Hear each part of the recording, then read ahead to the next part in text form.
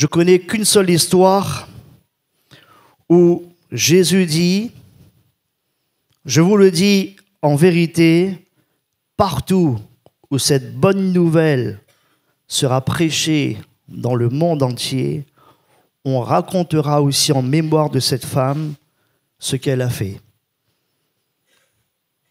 Et cette personne, je pense que bon nombre d'entre vous, vous la connaissez, c'est une femme, c'est Marie. Marie. Et ce matin, j'aimerais que nous puissions nous arrêter un moment sur Marie et particulièrement sur Marie qui est pour vous et moi, frères et sœurs, un exemple d'amour. Un exemple d'amour. Un exemple de foi aussi, bien sûr, mais surtout un exemple d'amour. Et pour ce faire, on va lire ensemble dans l'évangile de Jean, au chapitre 12, où nous est relaté cette merveilleuse scène, ce beau récit,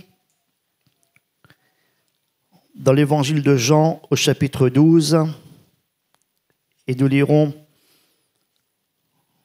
du verset 1er jusqu'au verset 8.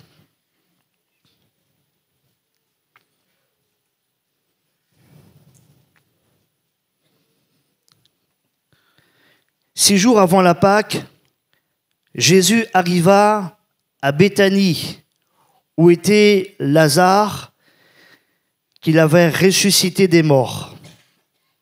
Là, on lui fit un souper. Marthe servait, et Lazare était un de ceux qui se trouvaient à table avec lui. Marie, ayant pris une livre d'un parfum de nard pur de grand prix, oignit les pieds de Jésus, et elle lui essuya les pieds avec ses cheveux. Et la maison fut remplie de l'odeur du parfum.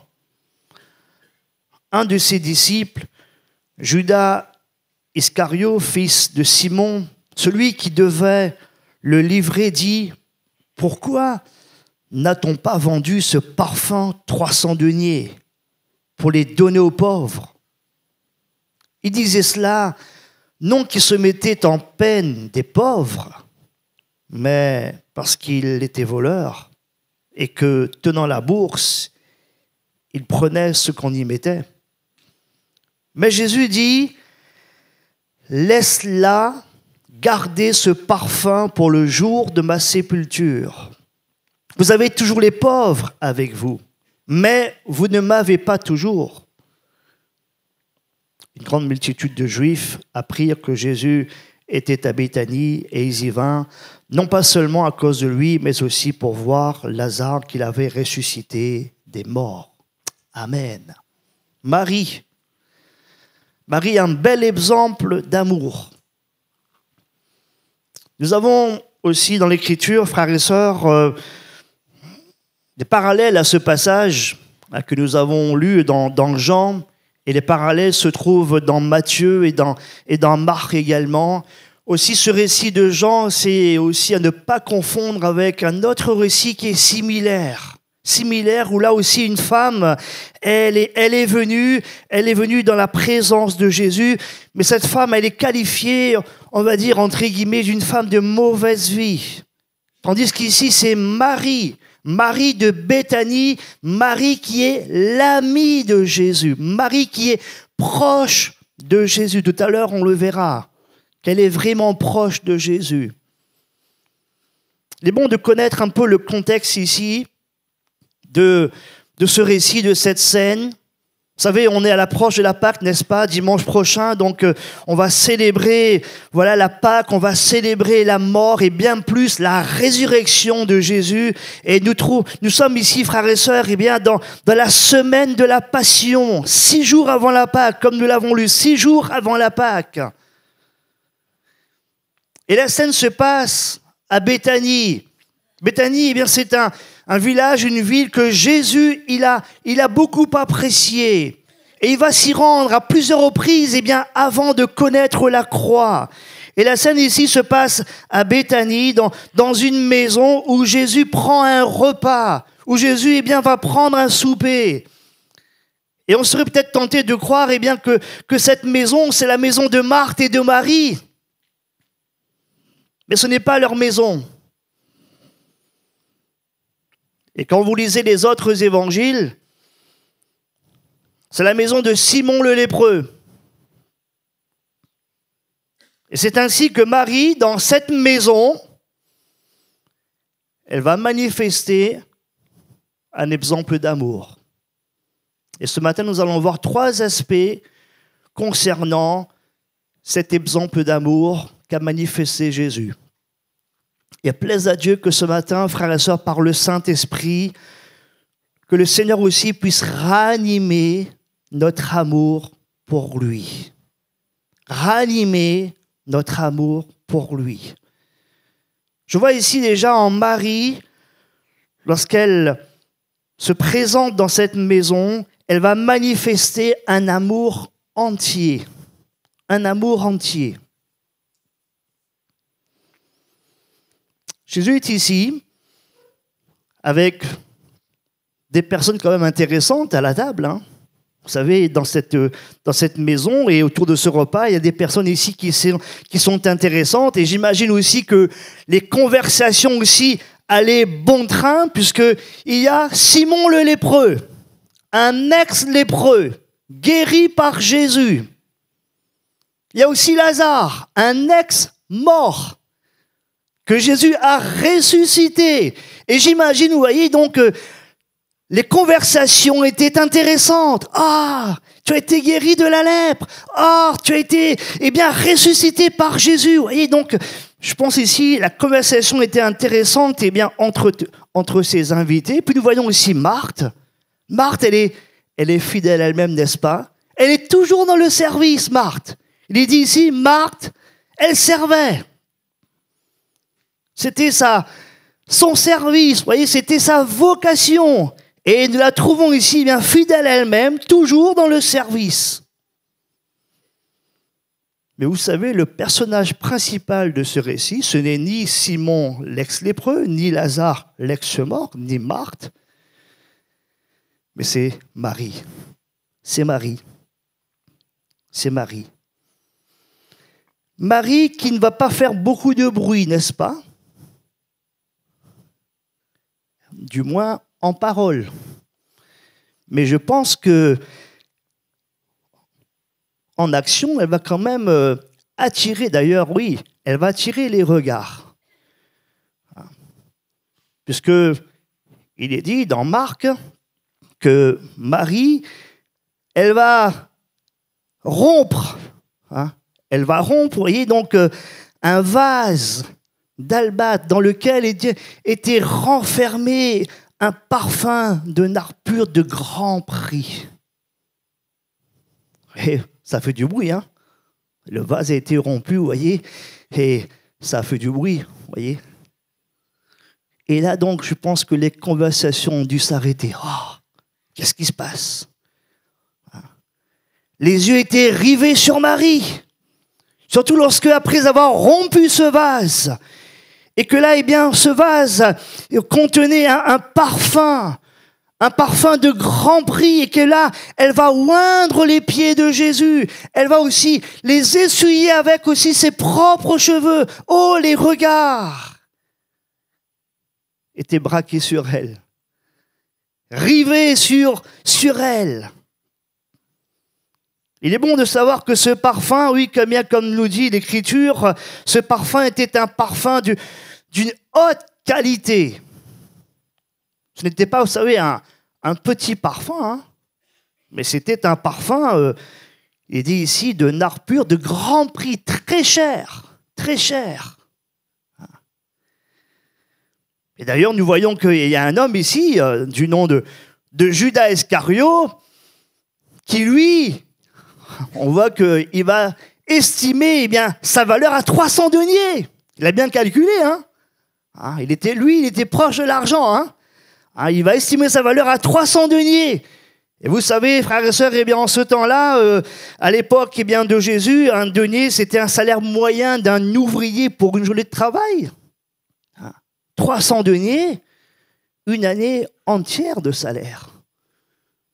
Une année entière de salaire. Et je vois ici, frères et sœurs, que Marie, elle va déverser entièrement le parfum sur Jésus. Non pas la moitié, non pas, un petit peu, non, non, elle va déverser entièrement le parfum sur Jésus. D'ailleurs, il est dit, et la maison fut remplie. La maison fut remplie de l'odeur du parfum. Il est bon de savoir aussi qu'en ce temps-là, ces parfums étaient souvent conservés pour les funérailles. Avoir un tel parfum pour son enterrement était un grand honneur. Et remarquez qu'ici, ce parfum, il n'a pas été utilisé pour Lazare, son frère qui venait de mourir, mais elle l'avait conservé. Et par amour pour Jésus, sans hésitation aucune, elle honore Jésus. Oui, elle honore Jésus en lui offrant son plus grand trésor, en lui offrant son plus grand don précieux, en lui offrant certainement l'héritage qu'elle avait reçu. Elle le lui donne. Elle le lui donne avec amour, sans contrainte. Elle le lui donne, sans aucune hésitation, non. Elle le lui donne. D'ailleurs, nous voyons que cette action, ce geste, cette attitude de Marie va faire que les autres, ils ne vont pas comprendre. Ça va susciter des réactions. Vous savez, frères et sœurs, nous sommes dans un monde où, oui, l'argent est un dieu. N'est-ce pas? L'argent est un dieu dans notre monde. On dit que c'est l'argent qui fait tourner le monde. Il y a un homme, peut-être que vous connaissez, c'est un écrivain, Voltaire. Il va dire, quand il s'agit d'argent, tout le monde a la même religion. Ici, frères et sœurs, l'action de Marie, cette action qu'elle va manifester, cette action fait écho à ce verset que nous retrouvons dans le livre des Corinthiens, que je vais vous lire. 2 Corinthiens, chapitre 9, versets 6 à 7. « Sachez-le, celui qui sème peu, il moissonnera peu. Et celui qui sème abondamment, moissonnera abondamment. Que chacun donne comme il a résolu en son cœur. » Comment? Sans tristesse, ni contrainte. Car Dieu, il aime celui qui donne avec joie. Avec joie. Aussi, frères et sœurs, dans le Nouveau Testament, vous savez, la dîme n'est plus une loi, une obligation. Mais il est une loi qui demeure dans toute la Bible. Vous savez, c'est laquelle? Il y a une loi qui demeure dans toute la Bible, dans l'Ancien Testament comme dans le Nouveau Testament. C'est celle d'aimer Dieu. Comment? De tout notre cœur. Ça demeure, frères et sœurs, c'est une loi, c'est un devoir qui demeure. D'aimer Dieu, d'aimer le Seigneur notre Dieu de tout notre cœur, de toute notre âme et de toute notre pensée.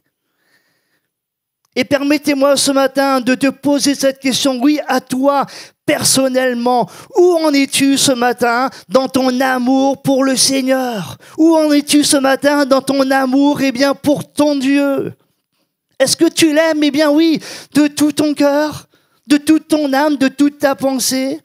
Est-il le premier dans ta vie? La question, oui, n'est pas de savoir combien nous donnons. Vous savez, c'est pas ça qui est important aux yeux de Dieu. Ça me fait penser, vous savez, à ce récit dans l'Écriture, c'est dans Marc, je pense, où Jésus, il était là, et il était devant le tronc, et il regardait, et il a dit, regardez comment les gens lui donnaient, non pas combien. Vous savez, Dieu, frère et sœurs, ce qu'il regarde, c'est quoi? C'est notre cœur, n'est-ce pas? C'est notre cœur. C'est ça qui est important aux yeux de Dieu. Est-ce que nous donnons à Dieu le premier? N'est-ce pas, frères et sœurs, ce genre d'amour que le Christ nous a montré, n'est-ce pas? En quittant toute la gloire du ciel. Il a quitté toute la gloire du ciel pour venir sur la terre, pour faire de nous ses enfants. Alléluia. Amen. Hein? Pour faire de nous des co-héritiers de Christ et des héritiers de Dieu. Marie, frères et sœurs, elle a manifesté un amour entier pour son Sauveur, pour son Seigneur. L'amour aussi de Marie, non seulement c'est un amour entier, mais c'est aussi un amour spirituel.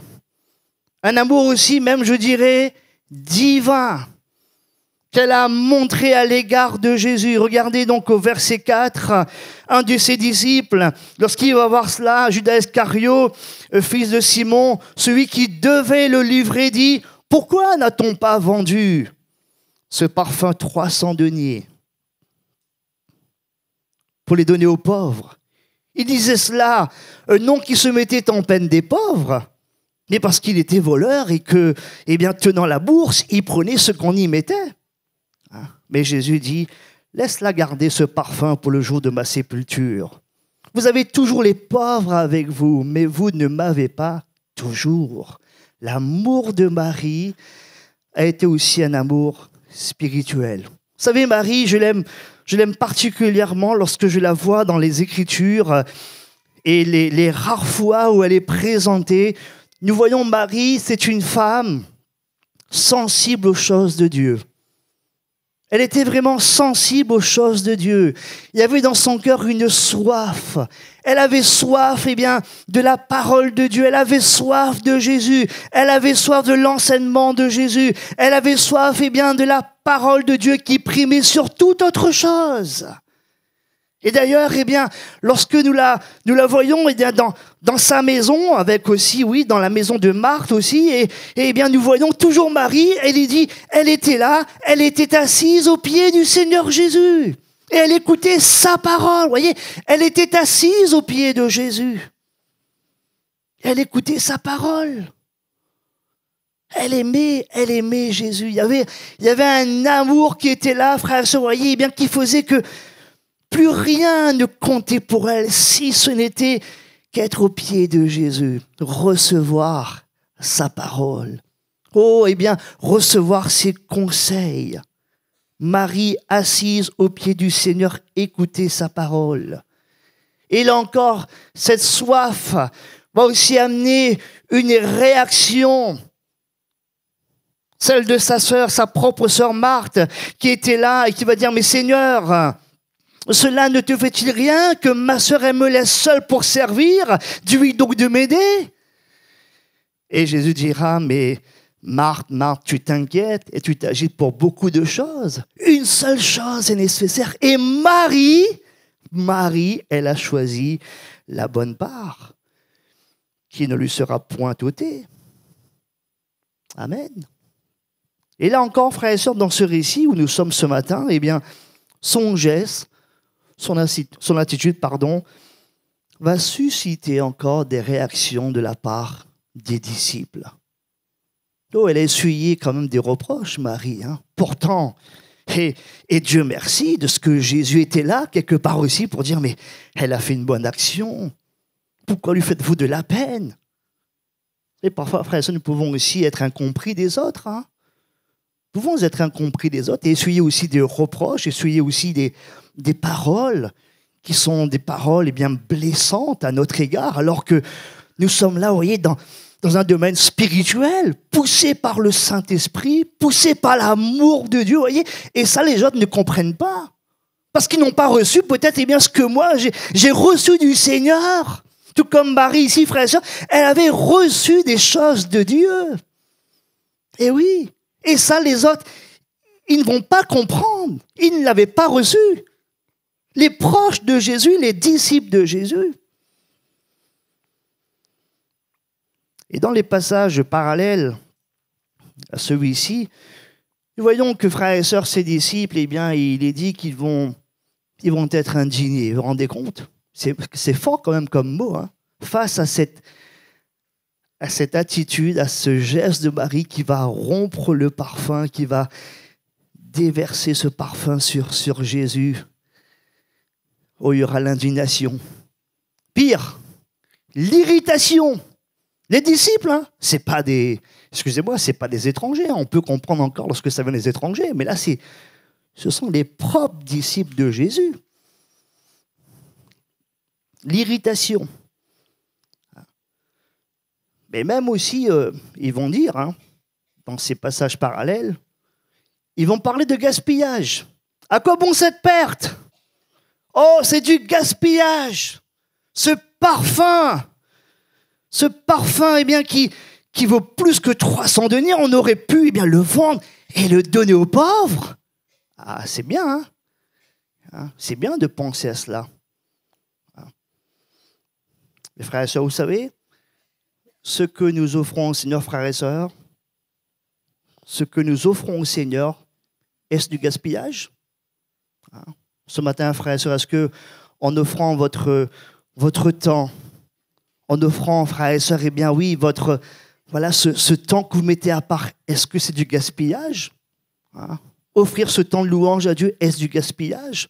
Offrir, frères et sœurs, eh bien, nos biens au Seigneur, l'honorer avec nos biens, avec les prémices de notre venue, est-ce du gaspillage?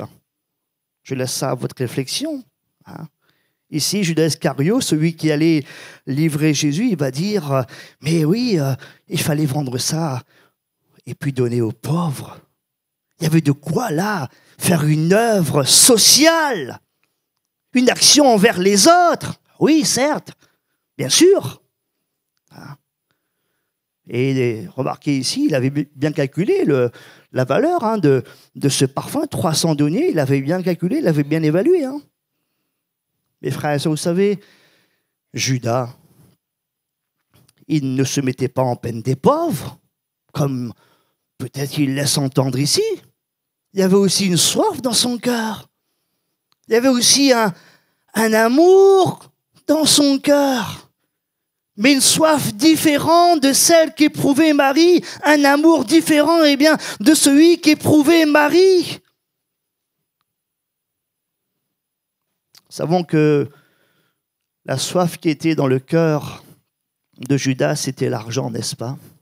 C'était l'argent. D'ailleurs, c'était lui le trésorier quelque part. Ici, il est dit dans Jean, eh bien, ce n'est pas qu'il se mettait en peine des pauvres, mais parce qu'il était voleur. Et que tenant la bourse, c'est lui qui était le responsable. Eh bien, quand on y mettait la bourse, lui, eh bien, il lui mettait la main dedans. Oups. Et ça, c'était pour lui. Il prenait ce qu'on y mettait. Vous voyez? Il avait, frères et sœurs, un automobile. Et ce mobile n'était pas pur. D'ailleurs, Jésus aussi va le voir. C'était un prétexte pour cacher son péché. Il était voleur, Judas. Et cette soif, nous savons que cette soif va l'amener, frères et sœurs, à livrer Jésus pour combien de pièces d'argent? Combien? 30 pièces d'argent, vous vous rendez compte? Il va livrer le Fils de Dieu. Il va livrer le Fils du Très-Haut pour 30 pièces d'argent. Celui qui a quitté la gloire, la félicité céleste, il va le livrer pour 30 pièces d'argent. Il a estimé, Jésus a environ 30 pièces d'argent, ce qui équivaut à 4 mois de salaire, un tiers de ce vase de parfum. C'est la valeur à laquelle Judas a estimé Jésus. Et pour Judas, ce geste de Marie sera le goutte de parfum qui fait déborder le vase.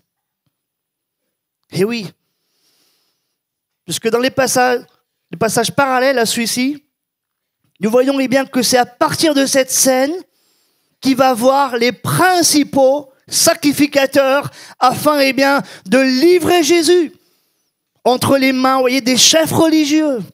Pour dire, voilà, c'est lui, tuez-le.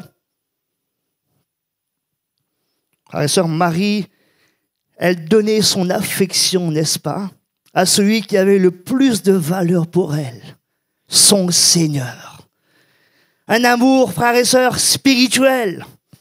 L'amour ici de Marie, eh bien, je vois, c'est un amour qui est pur, un amour qui est vrai, un amour qui est exemple, eh bien, de duplicité, d'hypocrisie, un amour, eh bien, qui vient de son cœur et qui rejoint aussi le cœur de Dieu.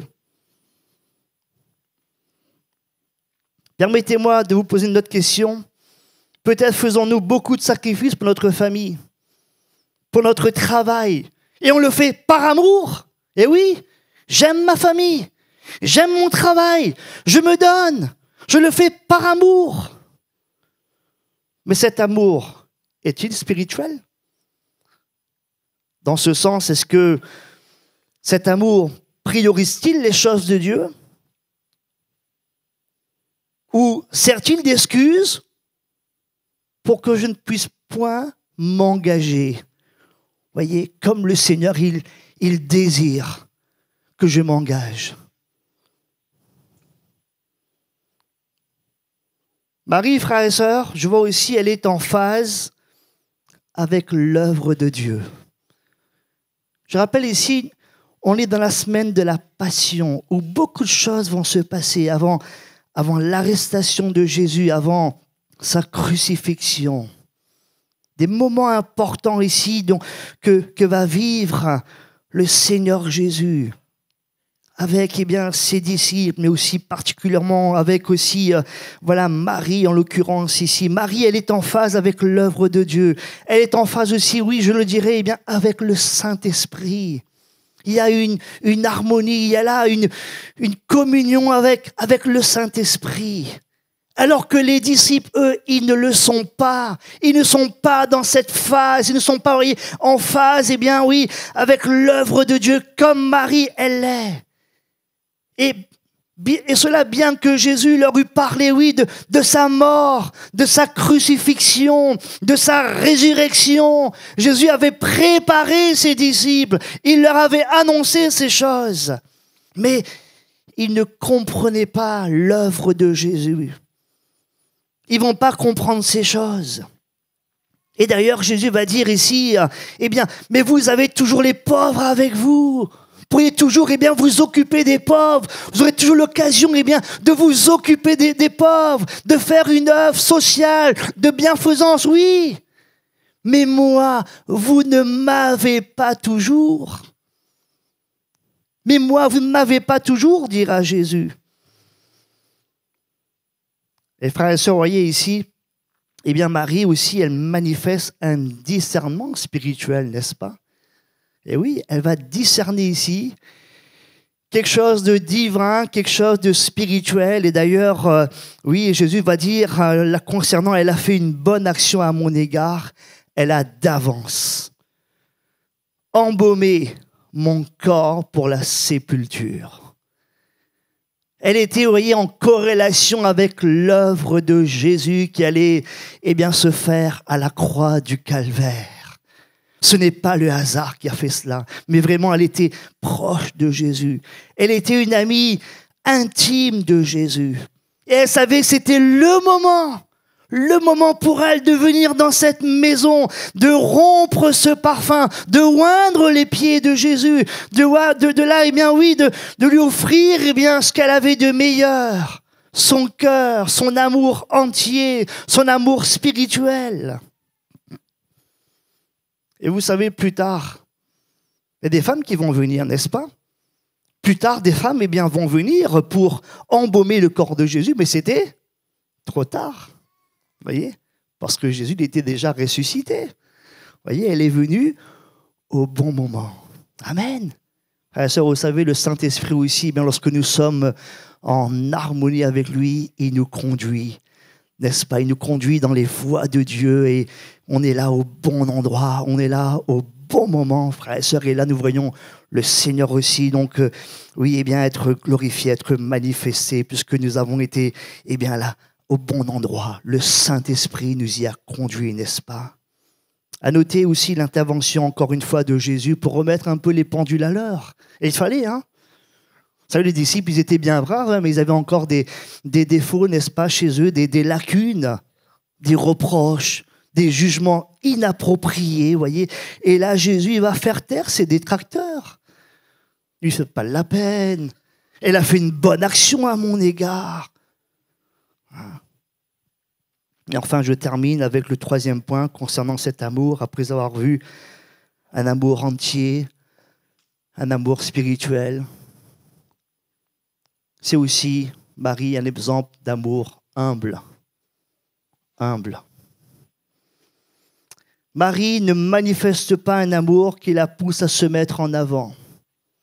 Non. Comme pour dire, vous avez vu les disciples? Regardez-moi, Marie. Regardez-moi. Non.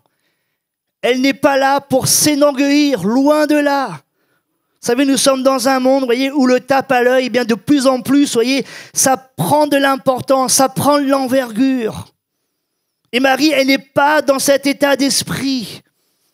Marie, elle n'est pas dans le tape à l'œil. Elle n'est pas dans... tu as vu? Non. Ce n'est pas son style, ce n'est pas son état d'esprit. D'ailleurs, là aussi, c'est bon de faire le parallèle avec les disciples. Vous savez, les disciples, ils vont discuter entre eux pour savoir qui était le plus grand. Vous vous rendez compte? Et vous savez à quel moment ça? C'était le soir, avant que Jésus ne meure. Ils sont là, les disciples. Hé, les gars, c'est qui le plus grand là? Ah, où, Pierre? Non, pas où ça? Jacques, à où? Non, voyez? Qui est le plus grand? Les frères et sœurs, Marie ici, elle se présente devant Jésus de la manière la plus humble possible, n'est-ce pas? Le verset 3 dit ceci, Marie ayant pris une livre d'un parfum de nard pur de grand prix, oignit les pieds de Jésus et elle lui essuya les pieds avec ses cheveux. Je vois ici une femme qui vient, qui se prosterne, qui se met à genoux. Elle n'a pas fait de bruit. Du moins, elle ne dit rien. Elle n'est pas là pour dire « Regardez-moi ». Non, non, non. Non. Elle est dans cette humilité de cœur.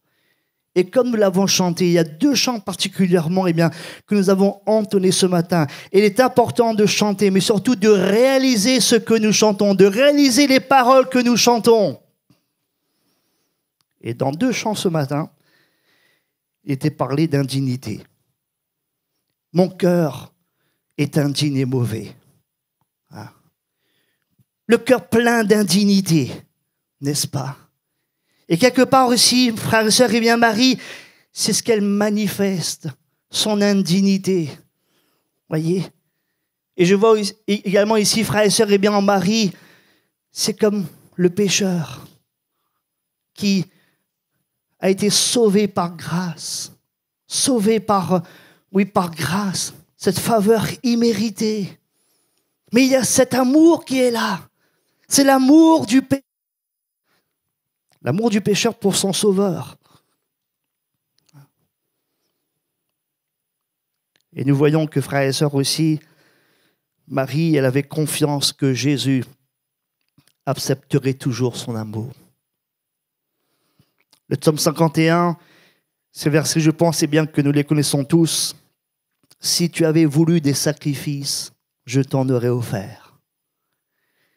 Mais tu ne prends point plaisir aux holocaustes.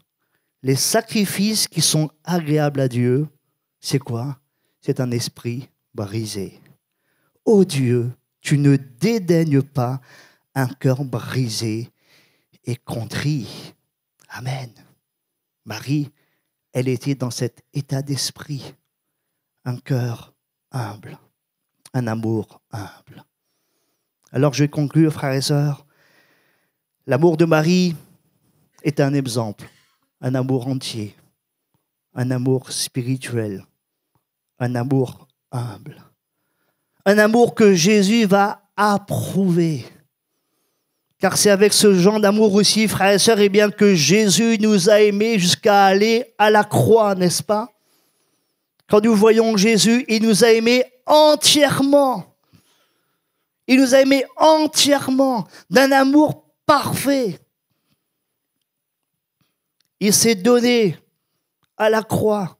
Il s'est donné corps et âme à la croix. Jésus aussi, il a aimé spirituellement.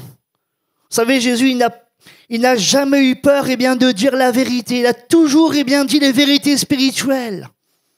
Il a toujours dit la vérité sur le royaume de Dieu, sur le péché, sur le jugement, sur l'enfer. Et ça, ça ne va pas plaire. Vous savez, aujourd'hui, les gens, ils n'aiment pas entendre la vérité. Oh, parlez-leur, dans l'évangile, excusez-moi, à l'eau de rose. Alors là, ils vont vous écouter. Mais mettre le doigt sur le péché, mettre le doigt, sur leur vie qui est en désordre, ça ne plaît pas. Et là, ils vont vous rejeter.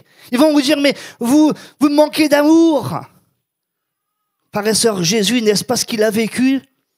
Il a mis le doigt sur le péché, non pas pour juger, non pas pour condamner, mais pour amener à la repentance, pour amener à revenir à Dieu.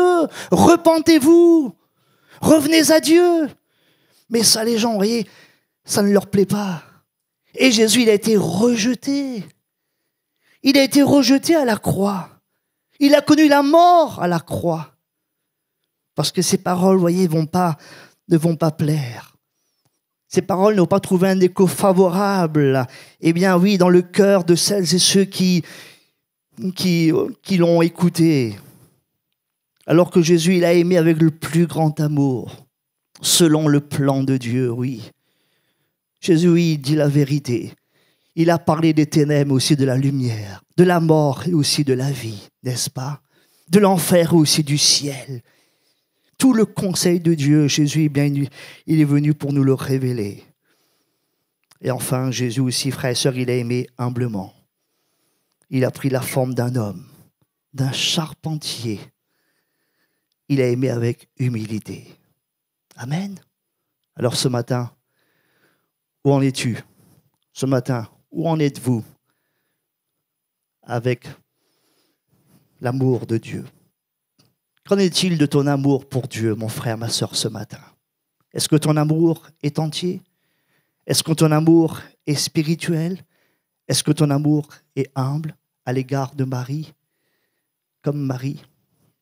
On va s'incliner, on va maintenant nous approcher du Seigneur. Peut-être les musiciens pourront se mettre en place et aussi entonner une plage musicale, de leur propre choix. Et nous pourrons aussi, frères et sœurs, rester un moment dans la prière, rester un moment dans ce temps où nous pourrons encore apprécier la présence du Saint-Esprit, apprécier le Seigneur encore ce matin qui, à la croix, oui, il a tout accompli. Il nous a aimés d'un amour parfait, un amour entier, un amour spirituel qui fait que maintenant nous sommes enfants de Dieu. Maintenant, nous sommes connus de Dieu. Maintenant, il y a une espérance qui est là dans notre cœur. Maintenant, nous faisons partie du troupeau que sa main conduit, de l'Église. L'Église que Jésus, il est venu encore bâtir. L'Église, celles et ceux qui ont été appelés hors de ce monde pour être en communion avec le Seigneur, avec le Dieu vivant et vrai. Un amour spirituel, un amour humble. Oh, Jésus, il a quitté son ciel de gloire. Il est dit, vous connaissez la grâce de Dieu qui nous montre que Jésus, de riche qu'il était, il s'est fait pauvre, afin que par sa pauvreté, nous soyons enrichis. Oh, ce matin, nous pouvons dire oui, Seigneur, merci. Merci pour ton grand amour. Merci, Seigneur, pour ta grande miséricorde. Et pourtant, je ne mérite rien, oui. Ni toi, ni moi, ni personne. Nous ne méritons rien ce matin. Nous ne pouvons pas donner plus que ce que le Seigneur nous a donné. Non, c'est impossible. Marie, oui, elle a donné un parfum, un art pur de grand prix. C'est vrai, c'est une valeur, d'une grande valeur. Mais comparé à l'œuvre de Jésus, non, cela n'était pas comparable. Le Seigneur, il a tout donné. Alléluia. Ce matin, le Seigneur encore, il est là et il veut nous faire du bien. Il veut ranimer notre amour. Il veut ranimer la flamme dans ton cœur.